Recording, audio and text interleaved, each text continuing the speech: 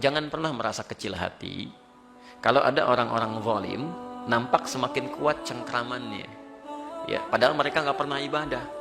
Misal kok itu orang-orang nggak pernah ibadah kok bisnisnya kelihatan lancar, gitu kan? Oh, kemudian usahanya kayak begini dan sebagainya. Kata Allah, jangan pernah merasa iri pada yang begitu. Kamu ahli akhirat, masa iri pada ahli dunia? Nggak nyambung. Jadi, kalau mau iri sama ahli akhirat lagi, ada anak 4 tahun, mata buta, bisa hafal Quran. Antum 40 tahun, mata melihat, gak hafal Quran. Baru iri itu. Kenapa dia bisa, saya enggak? Itu ghibtah namanya. Ghibtah. Tapi kalau iri kepada sesuatu yang gak ada bandingannya, wah itu gak nyambung gitu.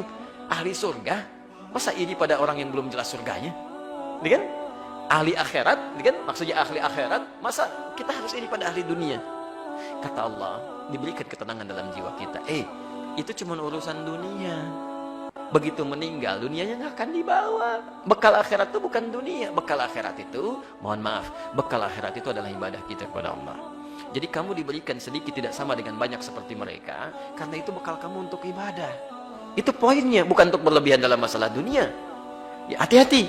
Kalaupun diberikan lebih, itu pun untuk bekal ibadah juga, bukan untuk pamer. Ya, karena mungkin barangkali orang yang nggak punya harta lebih, dia sudah banyak tahajudnya. Saking jarang makan yang enak-enak, misalnya dia sering puasanya, malam-malam sering bangunnya, sedikit tidurnya, sedikit makannya. Lah kamu sedikit-sedikit makan, sedikit-sedikit tidur, gitu kan? Saya berikan harta lebih supaya dengan itu jadi bekal ibadah yang lain. Saingi mereka itu, keluarkan infaknya, sedekahnya, macam-macamnya. Jelas sampai sini? Nah mereka itu kata Allah, biarkan aja.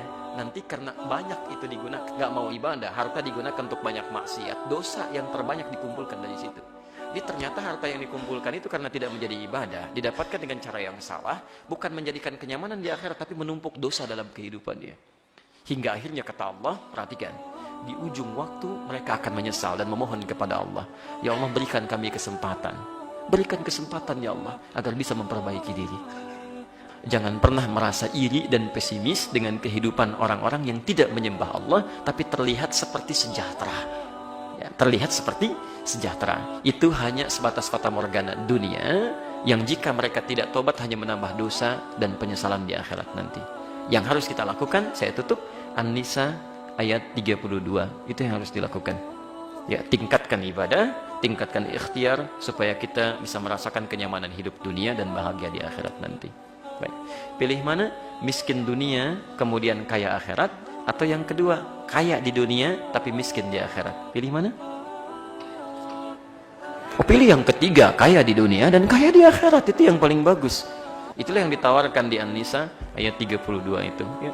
Kan sahabat Nabi juga tidak harus jadi orang miskin untuk masuk surga. Abu Bakar kaya, Utsman kaya, gitu kan? Abdurrahman bin Auf kapaknya terbuat dari emas. Bill Gates itu nggak ada apa-apanya. Orang terkaya di muka bumi sekarang Bill Gates, ya. Dibanding Abdurrahman bin Auf nggak ada apa-apanya. Abdurrahman bin Auf itu kapaknya terbuat dari emas. Bill Gates belum tentu punya kapak.